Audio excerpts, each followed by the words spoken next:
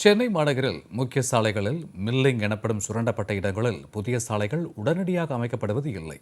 இதனால் இவ்வழியே செல்லும் இருசக்கர வாகன ஓட்டிகள் விபத்தை சந்திக்கும் அவலம் ஏற்பட்டுள்ளது. இது குறித்து தற்போது விரிவாக பார்க்கலாம்.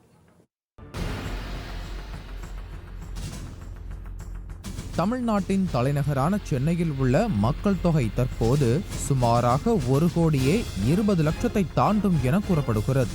அது தவிர சென்னை நகருக்கு நாள்தோறும் வந்து செல்வோரின் எண்ணிக்கையும் பல லட்சங்களை எட்டும். எப்போதும் வாகன போக்குவரத்து காணப்படும் சென்னை மாநகரில், குறிப்பாக மாநகராட்சி முழுவதும் சாலைகள் மழை, வெள்ள பாதிப்பு உள்ளிட்ட பல்வேறு காரணங்களால் சேதமடைந்து காணப்படுகின்றன. வாகன போக்குவரத்துக்கு சாலைகள் பயன்படுத்த முடியாத அளவிற்கு மாறியுள்ளன.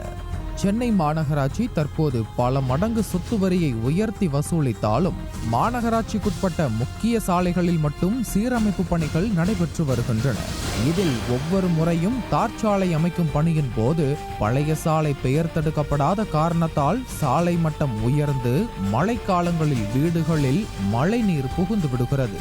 இதற்காகவே ஏற்கனவே போடப்பட்ட சாலைகளை முழுமையாக சுரண்டி எடுத்துவிட்டு புதிய சாலைகளை போட வேண்டுமென அரசு அறிவித்தது. ஆனால் முதலமைச்சர் மற்றும் அமைச்சர்கள் பயணிக்கும் முக்கிய சாலைகளில் மட்டும் பழைய சாலையை சுரண்டி எடுத்துவிட்டு புதிய சாலை அமைப்பதாக குற்றச்சாட்டு எழுந்துள்ளது. ஆனால் நகரில் உள்ள மற்ற சாலைகளில் பழைய சாலைகள் மீதே புதிய சாலைகள் போடப்பட்டு வருவதாக கூறப்படுகிறது.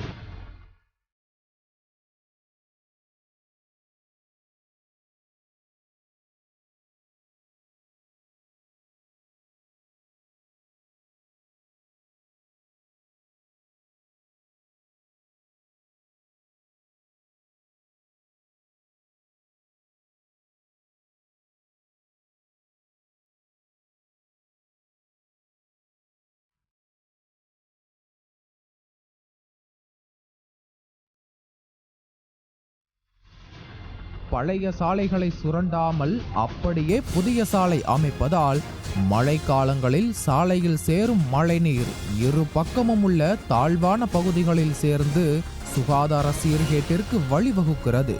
இதனால் பழைய கட்டிடங்கள் சாலை மட்டத்தை விட கீழே செல்வதை தவிர்க்க மில்லிங் செய்யாமல் சாலை போடுவது தடை செய்யப்பட்டுள்ளது. இந்த நிலையில் சென்னையில் ஒரு சில இடங்களில் மில்லிங் போடப்பட்டு புதிய சாலைகள் போடப்பட்டு வருகின்றன. சுரண்டப்பட்ட சாலையில் கல் துகள்களை அகற்றிவிட்டு உடனடியாக அதன் மீது புதிய சாலையை போட வேண்டும்.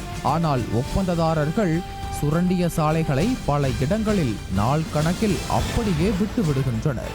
இந்த சாலைகள் கோணல் மாணலாக இருப்பதாகவும் இதில் இருசக்கர வாகனத்தை இயக்குவது என்பது பெரும் ஆபத்தாக உள்ளது என்றும் வாகன ஓட்டிகள் அச்சம் தெரிவிக்கின்றனர். சுரண்டப்பட்ட சாலைகளில் ஓட்டும் பொழுது இருசக்கர வாகனம் தங்களுடைய கட்டுப்பாட்டில் இல்லாமல் இருப்பதாகவும் விபத்துக்கள் நேரிடுவதாகவும் வாகன ஓட்டிகள் தெரிவிக்கின்றனர். நிறைய இடத்துல பார்த்தீங்கன்னா இதுமாரி ரோடு வந்து சரி பண்ணுறதுக்காக நோண்டி வச்சுருக்காங்க. ஆனால் ரோடு அப்படியே தான் இருக்குது. ஆனால் சரி பண்ணுற மாதிரி தெரில. ஆனால் என்ன ஆயிடுது அப்படின்னு பார்த்தீங்கன்னா, இந்த ரோடு இப்படி நோண்டி வச்சுருக்கனால நிறைய வாட்டி வலிக்கி விட்டுருது, சறுக்குது. ஒன்று ரோடு ஃபுல்லாக போட்டுடலாம், இப்படியே பெண்டிங்கில் மாதிரி இருந்தால் பரவாயில்ல. இது இந்த இடத்துல மட்டும் இல்லை, நிறைய இடத்துல இருக்குது சென்னையில். ஆக்சுவலாக நான் திருவொற்றியிலேருந்து வரேன். இங்கேருந்து வரும்போது பார்த்தீங்கன்னா நிறைய இடத்துல இதேமாரி தான் இருக்குது. கவர்மெண்ட் கொஞ்சம் சீக்கிரம் சரி பண்ணால் நல்லாயிருக்கும். இப்போ வந்து பெரிய வண்டி பார்த்தீங்கன்னா அழகாக போயிட்டுருக்கு. அதுக்கு வந்து இல்லை, இப்போ நாங்கள் பைக்கில் போனாலும் வந்து வண்டி உருட்டுது. அதனால் கொஞ்சம் சிரமமாக இருக்குது. இந்த 10 நாளாக அந்த ரோடு அப்படியே தான் இருக்குது. நாங்கள் சைதாப்பேட்டிலேருந்து மவுண்ட் ரோடு டெய்லி நான் போயிட்டு வருவேன், வேலைக்கு போயிட்டு வருவேன். இந்த இது 10 நாளாக அப்படி தான் இருக்குது. கொஞ்சம் கவர்மெண்ட் வந்து கொஞ்சம் ஸ்டெப் எடுத்து கொஞ்சம் இது பண்ணி கொடுத்தா நல்லாயிருக்குன்னு நான் நினைக்கிறேன். சாலை விபத்துகளை குறைக்க பல்வேறு நடவடிக்கைகளை எடுத்து வருவதாக கூறுகிறது அரசு. விபத்தை தவிர்ப்போம், உயிரை காப்போம் என்று கூறி வரும் விளம்பர அரசு மில்லிங் போடப்பட்டு அப்படியே விடப்பட்ட சாலைகளால் விபத்துக்கள் ஏற்படும் என்பதை அறியாமல் இருக்குமா என்பது தெரியவில்லை.